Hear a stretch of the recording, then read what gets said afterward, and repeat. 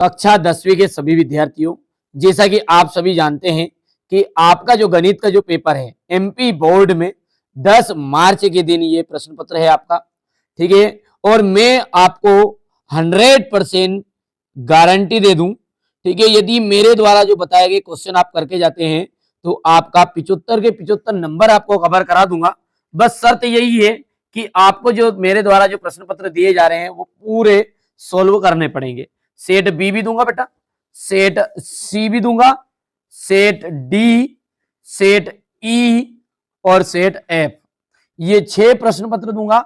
जिन बच्चों को वास्तव में अच्छे नंबर प्राप्त करने हैं वो जरूर इन सभी क्वेश्चनों को सॉल्व करके जाइएगा, ठीक है। मैं कराऊंगा याद, आपको घबराने की जरूरत नहीं, मैं तो तैयार हूं आपको अच्छे नंबर दिलाने के लिए। यदि आप वास्तव में अच्छे नंबर चाहते हैं तो कंप्लीट कर लीजिएगा सारी चीजों को। चलिए शुरू करते हैं ना। पहला है 96 और 404 का जो एचसीएफ है वो कितना होगा। 96 और 404 का एचसीएफ, तो देखिए बेटा 96 और 404 को यदि आप 96 का गुणनखंड निकालोगे ना तो ये निकलेगा आपका 2 की घात 5 गुणित 3, और 404 का जो होता है वो होता है आपका 2 की घात 2 गुणित 101, ये तो आता होगा आपको। और एचसीएफ का मतलब है कि जो दोनों में हो और जो छोटा हो। छोटा कौन है, दोनों में 2 ही है और 2 की घात 2 छोटा कहलाता है, तो 2 दूने 4, ठीक है। एक द्विघात बहुपद जिसके शून्यक -3 और 4 है, तो जो बहुपद है वो बहुपद क्या होगा, तो ये ऑप्शन राइट रहेगा। अब देखिए ये तीसरा क्वेश्चन तो आप बिल्कुल करके ही जाइएगा। यदि एक द्विघात समीकरण है alpha A X square plus B X plus C, इसके शून्य क्या है, अल्फा और बीटा है।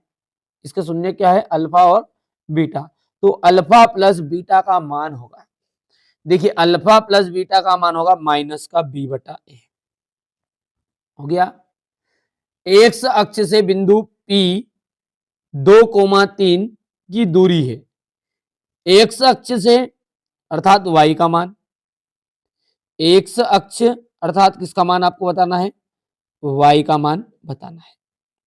इसका मान बताना है y का, और इसका उल्टा हो जाता यदि ये y अक्ष बोलता तो। अब y का मान कौन सा बनेगा, पहले वाला x रहता है दूसरे वाला y रहता है, तो बोलिए y का मान कितना हो गया, 3 हो गया। एक पेड़ की छाया 20 करनी 3 मीटर है, कितनी है, 20 करनी 3 मीटर। यदि पेड़ की ऊंचाई 20 मीटर हो तो सूर्य का उन्नयन कोण होगा, सूर्य का उन्नयन कोण कितना होगा, 30 डिग्री होगा, ठीक है। कैसे होगा, क्योंकि टेन का मान होता है ना, वो होता है लंब बटा आधार, और लंब है मतलब इसका 20, क्योंकि ऊंचाई लंब कहलाएगी, और आधार है 20 बटा करनी 3, 20 से 20 कैंसिल, 1 बटा करनी 3 और 1 बटा करनी 3 का मान होता है आपका 30 डिग्री। आर त्रिज्या वाले वृत्त के उस त्रिज्यखंड का क्षेत्रफल ज्ञात कीजिए जिसका कोण P डिग्री है। तो P डिग्री है तो सूत्र क्या कहता है हमारा, पाई आर स्क्वायर थीटा, और थीटा की जगह पे P बटा 360, ये सूत्र है। अब ये सूत्र तो कहीं से कहीं तक भी नहीं, इसमें देखो कहीं से कहीं तक भी नहीं, तो अपन ऐसा करो इसमें 2 का भी गुना कर दो, ऊपर 2 का नीचे भी गुना करोगे तो उत्तर ऑटोमेटिकली दा वाला बन जाएगा।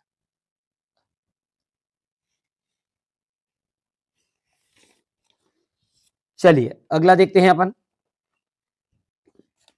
एचसीएफ ज्ञात करना है आपको 96 और 404 का, तो यहां पर 4 आंसर रहेगा। दूसरा जो है इसका आपका ये सी ऑप्शन है, इंग्लिश मीडियम वाले बच्चों के लिए सेम टू सेम है, ए का मान माइनस का बी बटा ए बोलो, और यहाँ पर 3 वाला है एक्स अक्ष का, यहाँ पर 30 डिग्री, और यहां से आपका डी ऑप्शन राइट रहने वाला है। हो गया इतना। एक ऐसा समीकरण जिसका आलेख एक सरल रेखा है, वो समीकरण क्या कहलाता है, जिसका आलेख एक सरल रेखा होगा वो कहलाएगा आपका रेखिक समीकरण। क्या कहलाएगा, रेखिक समीकरण।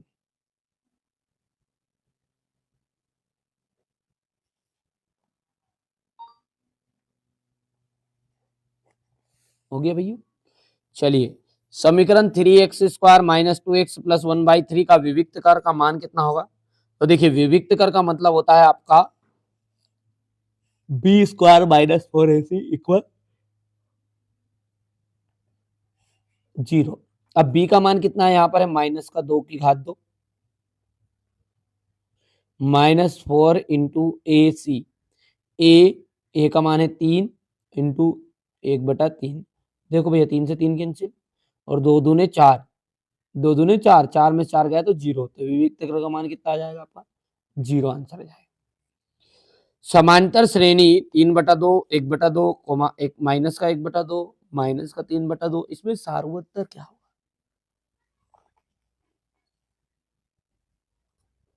माइनस का 1, क्योंकि a2 में से a1 घटाओगे ना तो इतने आएगा। 1/2 में से 3/2 आ जाएगा, तो 3 में से 2 गया तो सॉरी 1 में से 3 गया तो माइनस का 2। देखो ऐसा होगा, ये इसको यहाँ कल कर देते हैं। a2 माइनस a1, a2 का मान कितना है 1/2 माइनस 3/2, दोनों का एलसीएम लेंगे अपन तो 2 आ जाएगा और 1 माइनस 3 यानी माइनस का 2/2 और आंसर माइनस का 1 उत्तर आ जाएगा। ठीक है। चलिए सर्वांग सम जो त्रिभुज होते हैं वो बेटा समरूप होते हैं। कैसे होते हैं?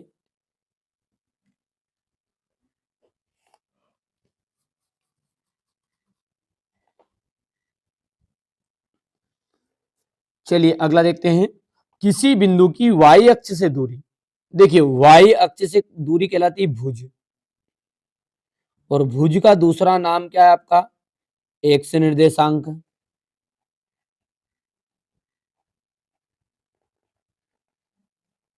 हो गया इतना।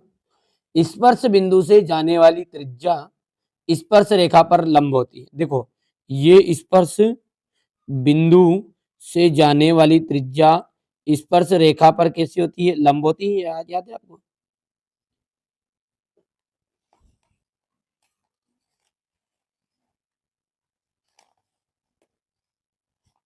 ये हो गया इतना।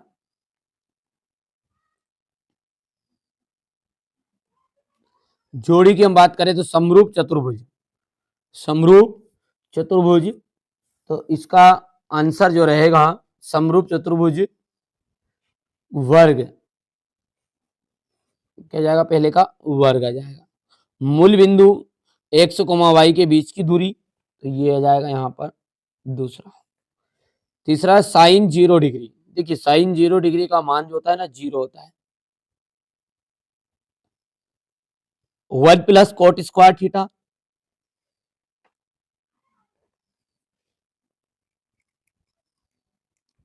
अगला है टेन 45। देखिए बेटा टेन 45 का जो मान होता है ना हमारे बाबू वो होता है 1,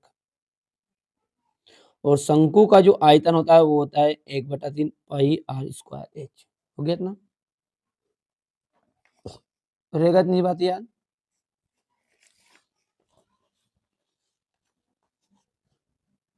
अब देखिए अगला, पहला आपका ये 4th नंबर वाला है, दूसरा 5वां है ये, इसके बाद में ये पहला है, ये आपका तीसरा है, ये छठा है, ये दूसरा है।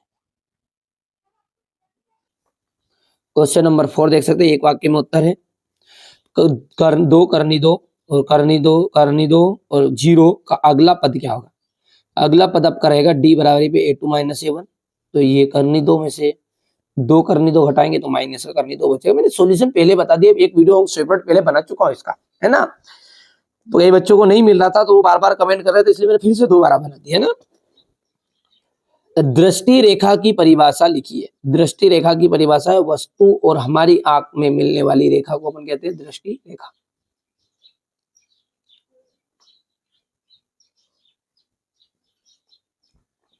क्वेश्चन नंबर जो 3 है वो है वृत्त की चाप की लंबाई का सूत्र। तो 2 पाई आर थीटा बटा 360। अर्धगोले के आयतन का सूत्र है 2/3 पाई आर क्यूब। और माध्यिका का फॉर्मूला ये रहा आपके सामने की L प्लस n/2 माइनस संचयी बारंबारता यानी कि CF बटा बारंबारता इंटू ऊंचाई। निश्चित घटना की प्रायिकता लिखिए। निश्चित घटना की प्रायिकता कितनी है? 1 रहेगी। अनिश्चित घटना की प्रायिकता कितनी होती है? 0 होती है। दोनों में से एक तो जरूर आता है ना। यहां से आप देख सकते हैं ये हो गया इतना। अगले हम बात करें तो यहाँ से आप देख सकते हैं प्रत्येक पूर्णांक प्राकृत संख्या होती है, तो ये आपका असत्य रहेगा। X square minus 4x plus 4 equal to 0 के मूल बराबर है, तो बराबर ये देख लीजिए, सूत्र लगा दिया मैंने, B square minus 4ac equal 0। तो b का मान हो गया -4, जो कि यहां से लिखा है 4 इंटू ए मतलब 1 और c मतलब 4। ये देखिए 4 चुको 16 और ये भी 4 चुको 16, 16 माइनस 16 ये 0, सही बिल्कुल। 1 2 1 3 एक समांतर श्रेणी, समांतर श्रेणी में क्या होता है, यदि आप 2 में से 1 घटाओगे तो 1 आएगा, इस 1 में से 2 घटाओगे तो माइनस का 1 आएगा, इस 3 में से 1 घटाओगे तो 2 आएगा। यानी कि अलग अलग उत्तर आ रहा है। और समांतर श्रेणी का मतलब होता है कि उसका हर एक पद उसके अगले वाले पद से एक निश्चित अंतर रखता है। यानी कि भले आप A2 है, दूसरे वाले में से पहला वाला घटाओगे तो भी वही उत्तर, तीसरे वाले में से दूसरा घटाओगे तब भी वही उत्तर, चौथे वाले में से तीसरे नंबर का घटाओगे तो वो जब भी उत्तर एक जैसे ही आएगा तो वो श्रेणी आपकी समांतर श्रेणी होती है, जो कि यहाँ पर ऐसा नहीं है, इसलिए असत्य हो गया। समकोण त्रिभुज का क्षेत्रफल 1/2 इंटू आधार इंटू शीर्षलंब होता है, बिल्कुल सत्य बात है। और वृत्त के दो बिंदुओं पर प्रतिच्छेद करने वाली रेखा को अपन छेदक रेखा कहते हैं, तो बिल्कुल सही बात है। ये इस तरीके से चित्र मैंने बना ही दिया, इसको छेदक की रेखा कहते हैं। और किसी निश्चित घटना की प्रायिकता 1 से अधिक भी हो सकती है, तो PE प्लस PE बार इक्वल हो जाएगा 1, जो कि असत्य है, क्योंकि 1 होती है पूरी निश्चित घटना की प्रायिकता।